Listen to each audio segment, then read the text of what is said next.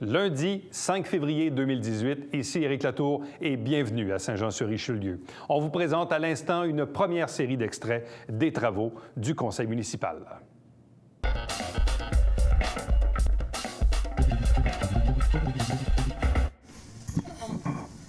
Alors, bonsoir tout le monde. Alors, bienvenue à cette assemblée du conseil municipal de Saint-Jean-sur-Richelieu. J'aurais 3 points, Monsieur le maire. Je voudrais d'abord parler de dossiers dans lesquels je siège. Donc, je voudrais parler de la caisse de retraite des employés municipaux. Donc, je voudrais informer le conseil que pour l'année 2017, la caisse de retraite des employés municipaux a eu un excellent rendement de l'ordre de 10,3 %. Alors, c'est excellent. Ça veut dire que nos gestionnaires font un excellent travail. Également, au niveau des assurances collectives, un autre comité. C'est un travail de longue haleine qu'on a commencé il y a environ 1 an. On a embarqué dans un bassin, dans un pôle de l'Union des municipalités du Québec pour assurer, pour l'assurance collective. Et ça va se traduire pour les 2 prochaines années par une économie de 400 000 $ au niveau des cotisations. Alors, c'est une économie importante. Je voudrais intervenir également à la dernière assemblée publique. On a déposé, d'ailleurs, j'ai fait une copie. Je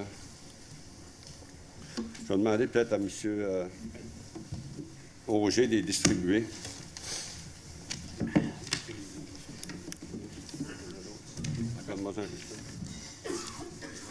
Alors, je voudrais vous parler des frais juridiques. En dernière assemblée, on a déposé un tableau sur les frais juridiques. Et je me suis demandé à ce moment-là, j'ai dit, mais pourquoi n'ont-ils pas déposé 2017?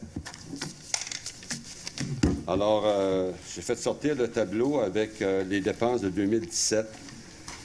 Et le document qui a été déposé à la dernière assemblée, c'est un document incomplet, malheureusement.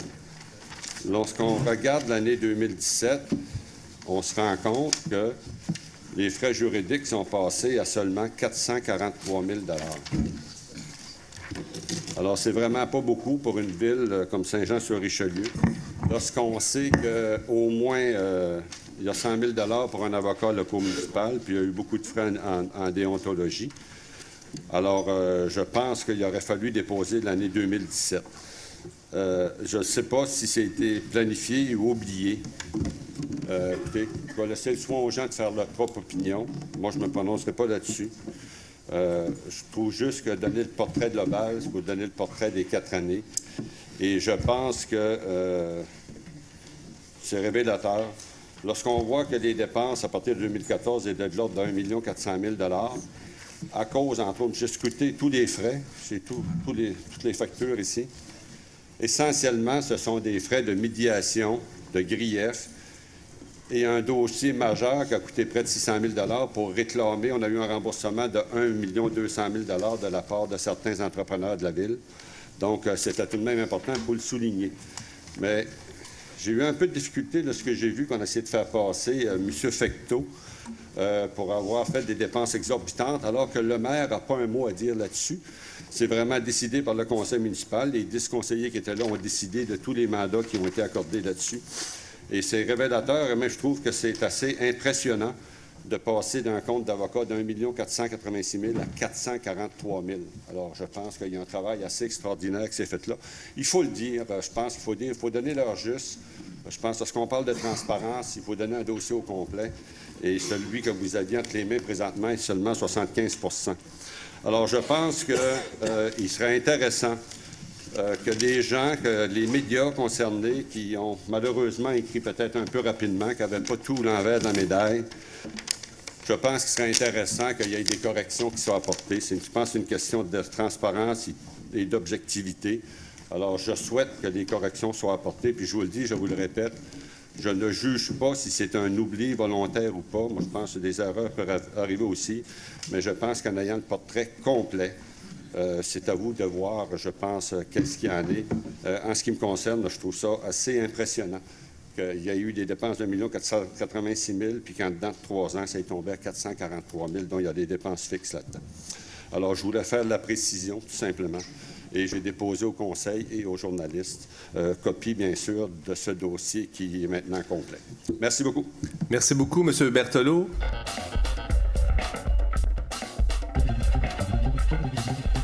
Mme Patricia Poisson. Oui, alors moi, je vais faire du chemin sur M. Langlois. Alors, j'aimerais rectifier un petit fait ce soir parce que là, je commence. Je trouve que l'information est redondante des commentaires qui sont apportés la semaine passée par Mme Charbonneau, qui a émis encore le commentaire que j'avais refusé de travailler sur le comité de relations avec le citoyen. Alors, que vous savez très bien, M. le maire, que vous nous avez dit que vous nous donnez des comités selon nos intérêts et nos compétences. Et le dossier Comité relations avec le citoyen est rattaché avec Ville intelligente. Et je vous ai même émis le commentaire que c'était pas dans mes intérêts et je n'avais pas les compétences non plus au niveau de ce comité-là.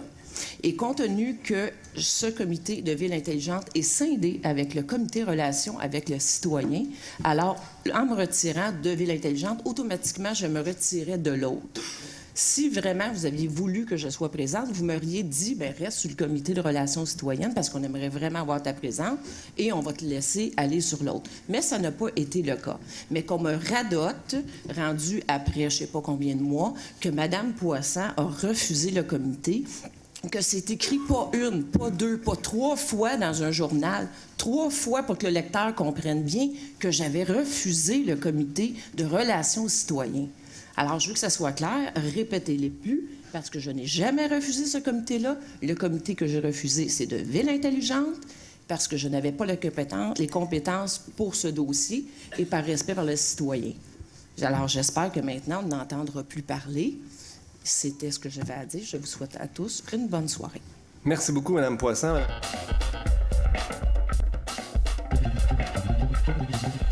Mme Claire Charbonneau. Bonsoir tout le monde. 2 petits points. Le premier point, ça serait, j'aimerais parler du piétonnier sur la rue Pierre-Caisse. Je sais que c'est pas évident quand on met un nouveau piétonnier, surtout l'hiver, avec on voit plus les lignes non plus. J'aimerais ça peut-être regarder une signalisation et aussi essayer de faire de l'éducation concernant les piétonniers, parce que je pense qu'à Saint-Jean, les gens, ils savent pas ce que ça veut dire un piétonnier à Saint-Jean. J'aimerais ça, je sais pas comment on peut faire ça, mais peut-être faire une réflexion là-dessus. Puis sur Pierre-Caisse, on s'entend que c'est quand même une grosse artère aussi. Mais je pense que c'est quand même valable, ce piétonnier-là, surtout quand que les employés sortent du travail pour traverser, parce que souvent, il y avait des accidents quand même. Fait que juste un petit point là-dessus. Le deuxième point, c'est un questionnement que je me fais, M. Laplante. Je pense que vous allez peut-être répondre à mes interrogations. J'ai vu vos intérêts pécuniaires et je me suis posé une question. Vous avez une compagnie qui vous appartient qui s'appelle Maison Objectif, dont vous êtes le propriétaire. Vous avez dit à M. Fecteau que le travail de maire, c'est un travail à temps plein. J'aimerais savoir qui s'occupe de votre compagnie, qui paye les dépenses et pourquoi vous ne les avez pas déclarées. Est-ce que c'est un oubli ou c'est un manque de transparence? J'aimerais que vous répondiez à mes questions, s'il vous plaît. Merci beaucoup. Terminé, Mme Charbonneau? Oui, merci. Merci.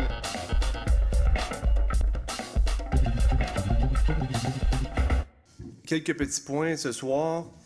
Premièrement, j'aimerais vous dire que je suis vraiment, vraiment content ce soir de vous présenter une résolution pour voter une demande de subvention au ministère de l'Éducation pour la réalisation d'un vraiment beau projet d'installation sportive. Comme vous savez, on a pris, comme on a mentionné, M. Gendron l'a mentionné, on a appris un petit peu avant les fêtes un 100 millions, un programme provincial d'amélioration pour les infrastructures sportives. Et puis, effectivement, la date limite pour déposer nos demandes sont au mois de février, le 20 quelques février.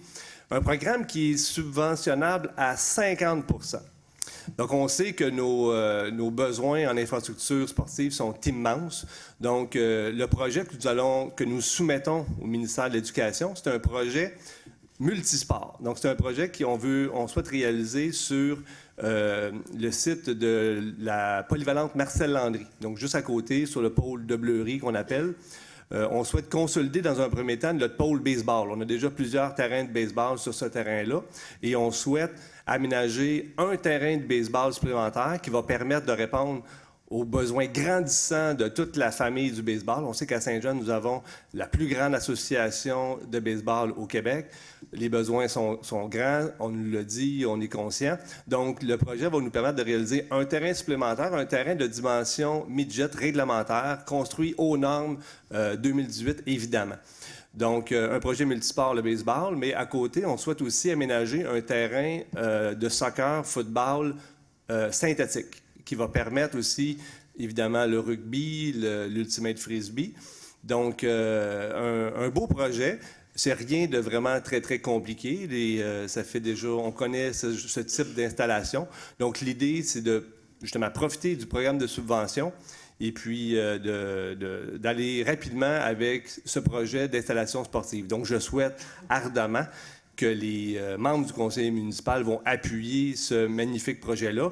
Un projet, on ne peut pas laisser passer une subvention de 2 millions de dollars. Donc, effectivement, on a évalué le projet entre 3,7 millions et 4 millions, donc subventionnable à...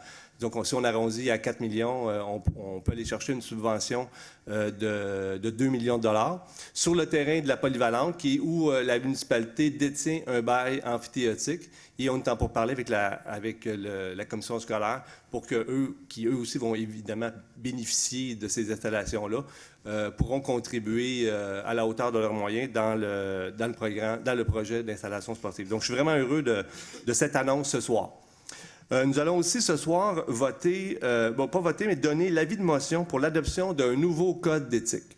Donc, comme vous savez, en début de mandat, tous les conseils municipaux doivent voter un code d'éthique. Donc, j'ai soumis aux membres du conseil municipal une nouvelle proposition de code d'éthique qui vient rehausser les exigences au niveau des élus. Dans le fond, ce que je propose, c'est un code d'éthique un peu plus strict. Donc, ce que j'amène comme notion dans ce nouveau code d'éthique, c'est premièrement la notion de devoir de vérité. On est là dans l'intérêt des citoyens. On souhaite être transparent. On souhaite, lorsqu'on communique avec les citoyens, de donner toute l'information et de donner la bonne information.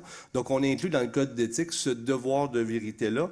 On a aussi ajouté au code d'éthique, je propose aussi d'ajouter au code d'éthique une question sur les lobbyistes. Donc, vous savez, il y a des registres de lobbyistes qui existent. Les gens doivent s'inscrire à ce registre-là s'ils veulent faire la promotion de leur projet. Donc, l'idée, c'est que lorsque un vote est pris ici à la table du conseil, bien, les élus devront, avant de voter, mentionner s'ils ont, oui ou non, eu contact, s'ils ont parlé avec des lobbyistes. Donc, ça ne leur empêche pas de leur parler. Cependant, quand ils viennent pour voter, ils doivent le mentionner.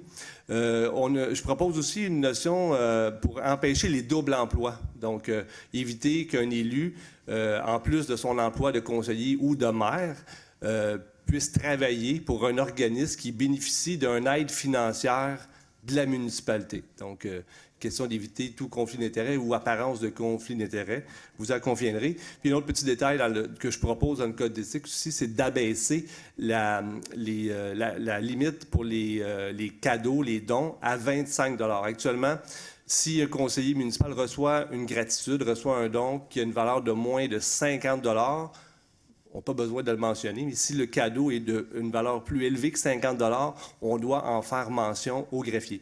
Donc, ce que je propose, c'est d'abaisser la limite à 25 $. Donc, ça ne nous empêche pas de recevoir des cadeaux, mais si on reçoit un cadeau, une gratitude, les élus devront ou devraient le mentionner à partir de 25 $. Donc, c'est essentiellement les modifications qui sont proposées là, dans le code d'éthique. Donc, l'avis de motion est donné ce soir et puis le règlement sera voté dans 2 semaines. On en a mentionné, M. Savard l'en a mentionné, nous allons tenir prochainement plusieurs consultations. Au cours de la prochaine année 2018, nous allons tenir plusieurs consultations. Ceci se déroule évidemment dans un contexte où, avec la nouvelle loi 122, la municipalité doit revoir sa politique de consultation. Souvenez-vous, je n'ai pas changé d'idée. En campagne électorale, je vous ai dit que même si nous adoptions une nouvelle politique de consultation, nous maintiendrons à Saint-Jean-sur-Richelieu les processus d'approbation référendaire. Donc, les citoyens limitrophes des terrains où on fait des changements de zonage auront leur mot à dire. Mais aussi dans un contexte où le conseil municipal a tout récemment voté ou créé un nouveau comité, un comité de la relation citoyenne, qui a le mandat de, justement, revoir cette relation-là entre les élus et les citoyens, revoir toute la question de la consultation, de la transparence et de la ville intelligente. Donc, dans ce contexte-là, on souhaite justement mener plusieurs consultations, dont, entre autres, l'avenir du club de golf de Saint-Jean, où les promoteurs ou les propriétaires souhaitent justement bâtir certains édifices à loger sur le terrain de golf, donc qui nécessitent un changement de zonage. Toute la question du développement économique du site de l'aéroport, et aussi dans le contexte où on est actuellement limité dans notre développement industriel. La Ville tente d'obtenir des dézonages de terres agricoles pour faire du développement industriel du côté de Saint-Luc. On a décidé d'aller en appel, mais on n'est pas à l'abri d'un autre refus. Donc, il faut se questionner, à mon avis, dès aujourd'hui sur comment on voit le développement économique de notre municipalité. Le site de l'aéroport est un site qui est déjà identifié pour du développement industriel. Donc, est-ce qu'on peut se questionner collectivement sur comment on souhaite utiliser notre aéroport?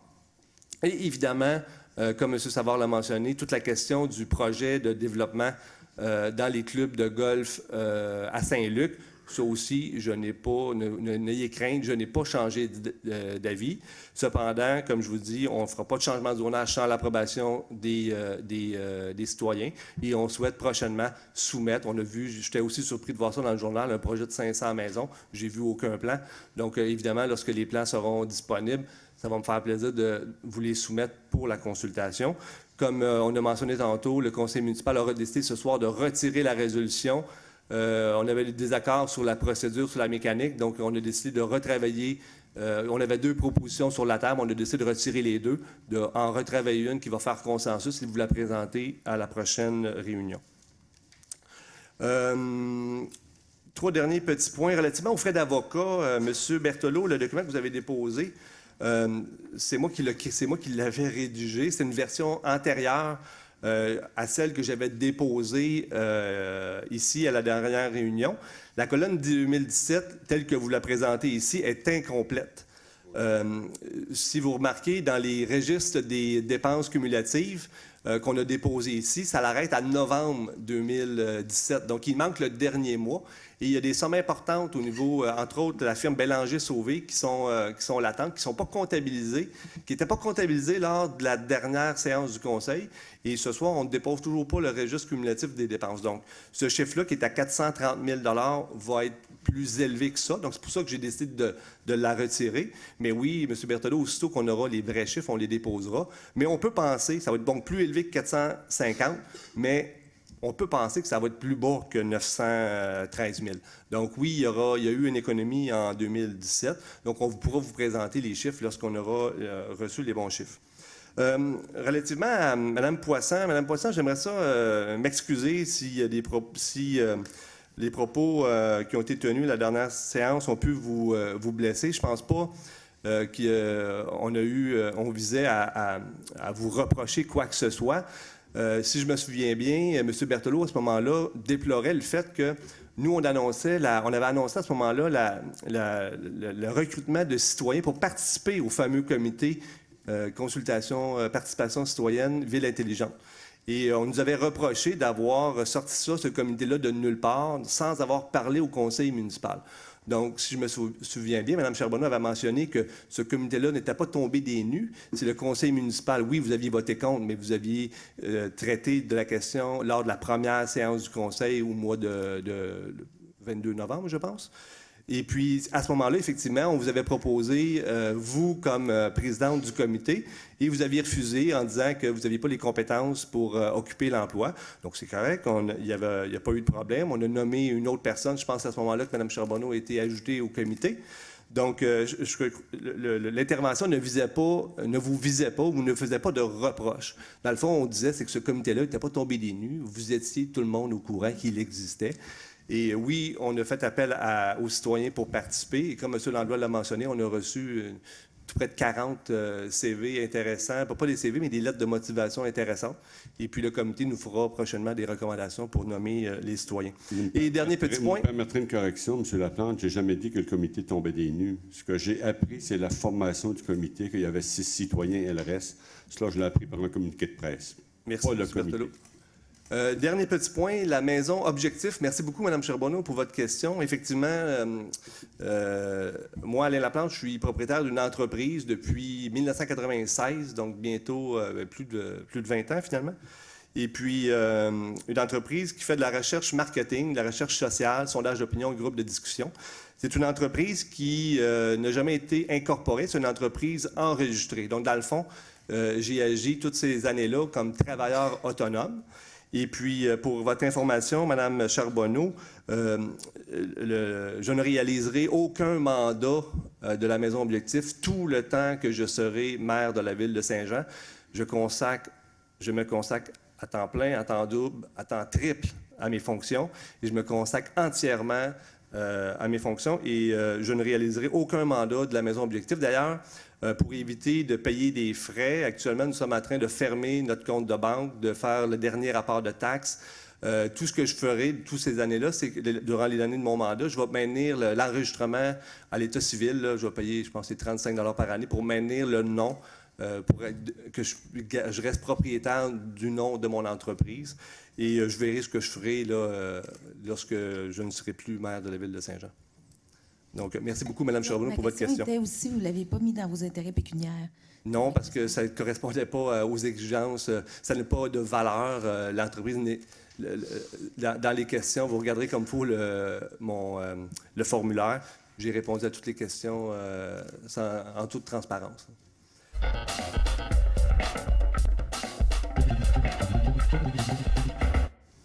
Madame Lemieux.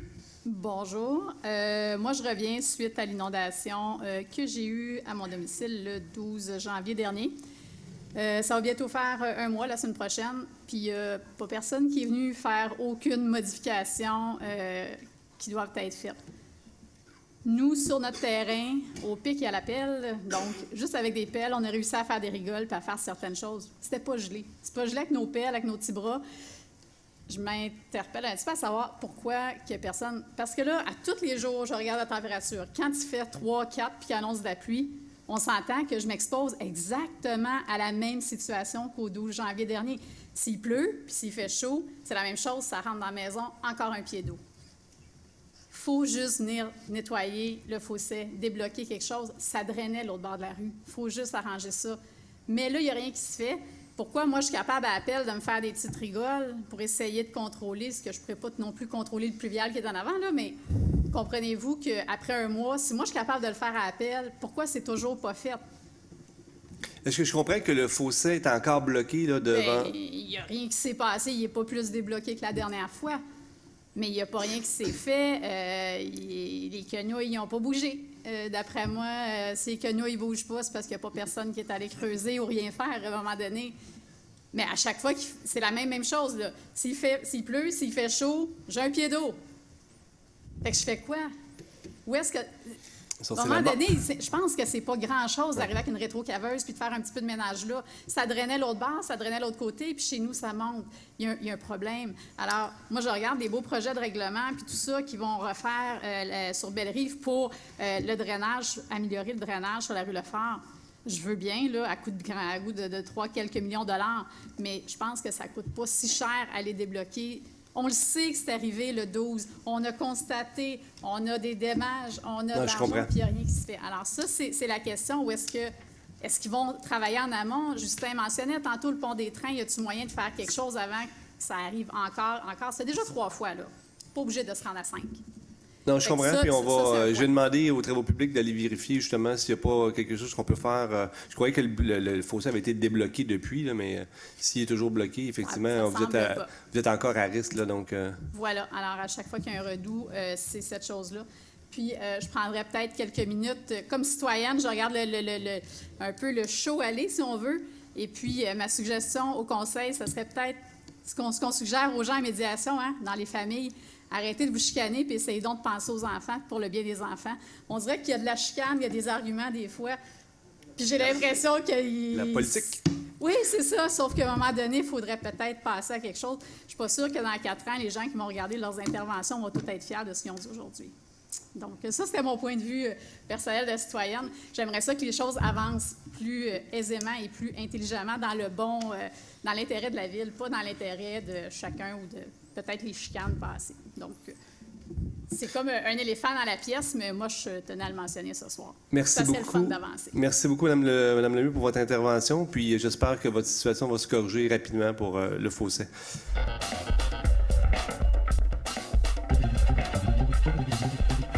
Bonsoir, M. le maire. Bonsoir. Madame Marcoux, bonsoir. Le sujet que je vais apporter tout de suite rapidement, en premier lieu, c'est le chantier, justement.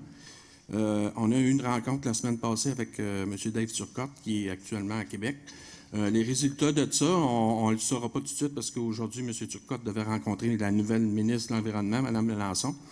On est supposé d'être informé de ce qui va nous résulter. Moi, ce qui nous préoccupe beaucoup, c'est le catimini qu'il y a eu. De où, qui, quand, comment est-ce qu'ils ont fait pour passer ça en dessous de la couverte comme ça. C'est ça qui moi, que je trouve qui est un peu dangereux parce que, regarde, ça enlève beaucoup de choses au niveau de la transparence politique. Vous parlez du gouvernement du Québec? Oui, non, je ne parle pas de... OK. Le gouvernement du Québec, justement. Et puis, ben là, c'est ça. Il faut qu'on attende là-dessus. Puis, je voudrais vous mentionner aussi qu'en fin de semaine, on s'est fait péter les oreilles comme ça se peut pas. Je ne sais pas quelle sorte de calibre qu'il y avait qui tirait là samedi, là. Mais, je veux dire, là, les fenêtres sont fermées, on est l'hiver. Tu écoutes la télévision chez vous, tu écoutes la musique, tu as de la visite, puis tout le monde se demande c'est quoi ça. Je suis tanné, moi, là, d'être obligé de dire ça à ma visite. Là. Il y a un chantier, puis c'est ça qui m'a dit, mon Dieu, ça n'a pas de bon sens. En plus de la dévalorisation de nos maisons. Merci. Juste premièrement, pour répondre à vos questions, vous saviez que ce soir, comme Mme Marcoux l'a mentionné lors du premier, nous allons voter ce soir une résolution justement pour manifester notre désaccord à cette modification législative-là. Oui, je le savais. C'est juste, et deuxièmement, relativement au bruit de l'aéroport, je sympathise avec vous. C'est pas l'aéroport, disons. Non, pas l'aéroport, excusez-moi, le chantier. Mais je sympathise avec vous, mais comme vous savez, la municipalité a signé une entente avec le promoteur, avec le propriétaire du chantier. Et le calvaire que vous vivez présentement sera terminé en juillet 2020. La municipalité a manifesté justement au promoteur que le délai, justement, suite à la fin du procédure de modification de zonage, que le 3 ans débutait. Donc, c'est en juillet, quelque part en juillet 2020, que toutes les activités du chantier devront être terminées. Donc, ceci dit, ça n'empêche pas, si le projet de chantier intérieur se réalise avant, que peut-être qu'on aura un été 2020 plus tranquille. On peut se croiser les doigts. Bien, souhaitons-le, parce que le ministère de l'Environnement, là-dedans, ils disent qu'ils se contredisent là-dedans. Ils les condamnent, après ça, ils disent qu'il n'y a aucun effet. Puis je suis d'accord avec Mme Marcoux de dire que c'est inacceptable. En tout cas, moi, c'est mon point de vue pour le chantier.